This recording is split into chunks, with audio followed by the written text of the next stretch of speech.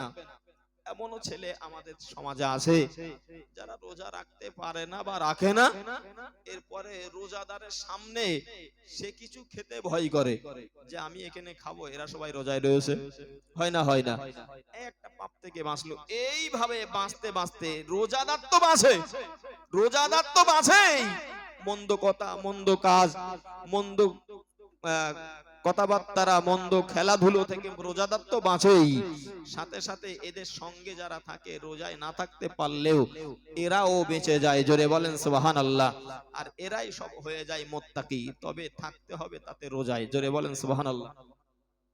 ও বান্দা শুনে রেখে দিন, মহান রব্বুল আলামিন আল্লাহ কোরআন শরীফের ভিতরে জানিয়ে দিয়েছেন, ও দুনিয়ার মানুষ শুনে রেখে দাও, আমি আল্লাহ তোমাদেরকে জানিয়ে দিলাম রোজাদার যারা তাদের জন্য রোজা ফরজ করেছি।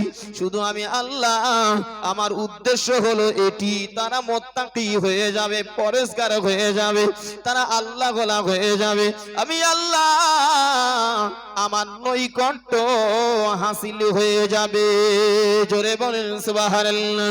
ও বান্দা শুনে রেখে দিন, অনেক কথা আছে বললে বলা যাবে, সব কথা বলতে চাই না।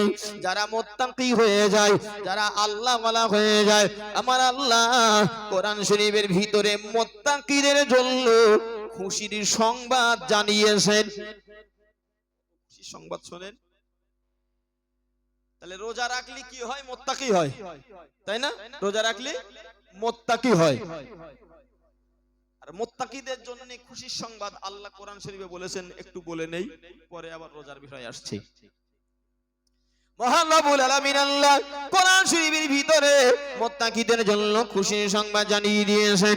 আমি আল্লাহ তোমাদেরকে জানিয়ে দিলাম, কোরআন শরীফের 30 পারা সূরা নাবার ভিতরে মহান আল্লাহ জানিয়ে দিয়েছেন, ইন্নালিল মুত্তাকিনা মাফাজা হাদাইকা ওয়া আ'নাবা ওয়া কাওয়াইবা আতরাবা ওয়া কাসান দিহাকা লা ইয়াসমাউনা ফিহা লাগওয়া ওয়ালা কিযাবা জাযাআন من ربك عطاء حسابا।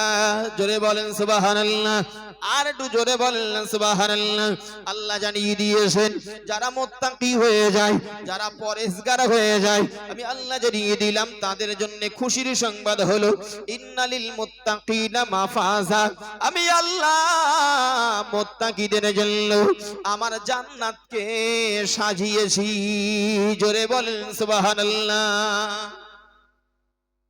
হাদাইকা ওয়া আ'নাবা, আমি আল্লাহ মুত্তাকিদের জন্য আঙ্গুরের বাগানগুলো